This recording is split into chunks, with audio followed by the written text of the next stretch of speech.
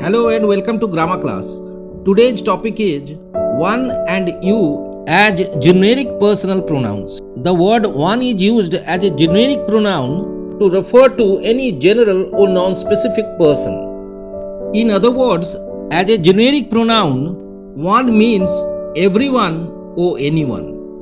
Thus, we use the generic pronoun one for people in general. For example, when we say one should keep silence in the library, one means everyone. So instead of saying everyone should keep silence in the library, we sometimes say one should keep silence in the library. In the same way, the sentence one must not neglect one's health means anyone must not neglect his or her health. We also learn here that the possessive case of the generic pronoun one is one's. But in the objective case, the generic pronoun one remains one.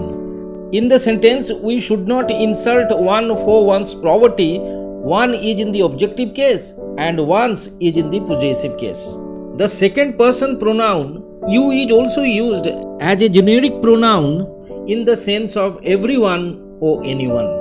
So we learn that both the generic pronouns you and one refer to people in general, but you is less formal than one. I mean, in everyday English, you is preferable because it sounds less formal than one.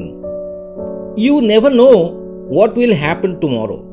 In this sentence, the generic pronoun you means any general person and not the specific person the speaker is speaking to.